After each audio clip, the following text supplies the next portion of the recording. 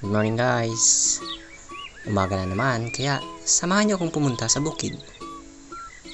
Ayan, pupunta na tayo doon. Ayan, dito guys, magampil-hampil tayo ng mga lutak. Ayan o. Wala pang isang minuto, matapos ko na agad o. Ayan o.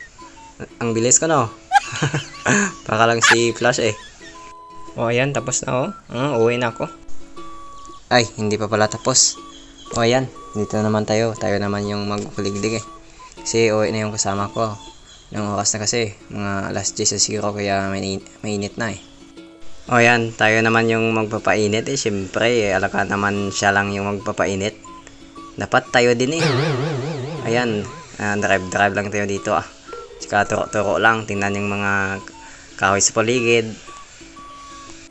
Ganyan dito sa Uminsya eh. Wala kang ibang makita kundi yung mga puno ng kahoy lang. O ayan, mukhang matagal pa tayo bago matapos dito ah.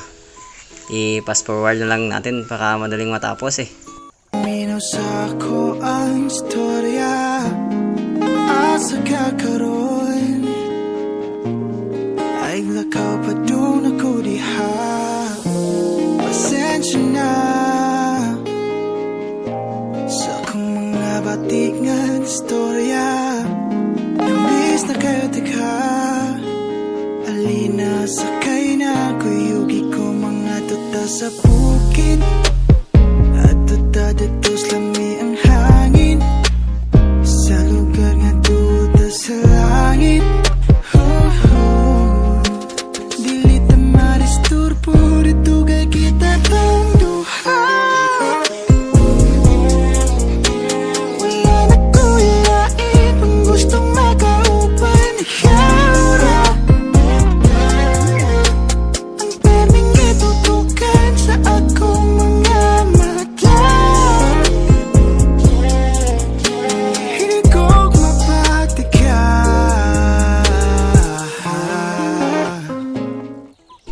Ay dito sa puntong ito, di ko namalaya na yung nagbibideo sa akin.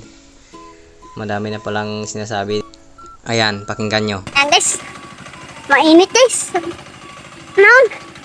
Ayun guys, maligo na kami karon sa ilog guys. Tingnan nyo karon guys. Ganda dito guys. Ang hapon naman guys. Ang hapon naman guys. No. O ayan, narinig nyo. Sabi niya, maligo daw kami sa ilog mamaya. Sige, maligo tayo eh. O ayan, dito nilagay niya yung kamera sa may kahon na pit ah. Tsaka yun, naglaro siya ng mga palaka dito. Inihagis-hagis niya.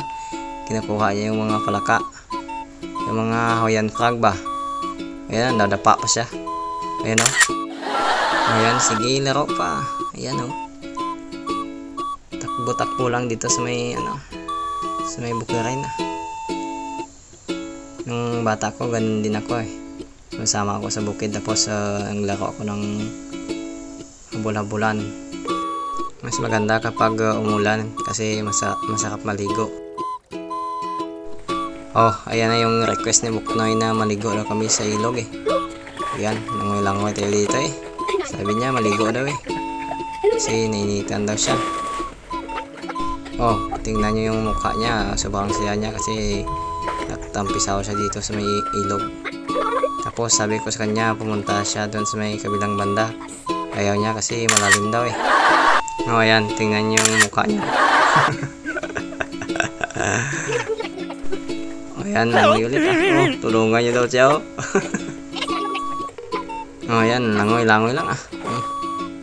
Nainit kasi dito. Ayan, sige pa. Ayan, kita nyo. Parang ang saya-saya niya kasi nakapaligo naman siya dito sa may ilog. Sabi ko, pumunta kami doon, no? Oh, ayan, bumalik siya. Hindi niya kaya daw. Malakas kasi yung, yung ilog. Kasi bumabaha dito sa amin eh.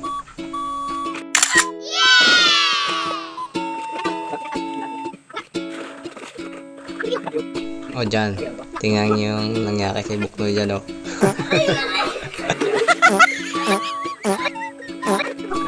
Ayun, dito lang magtapos ang aming video. Salamat, sa susunod ulit.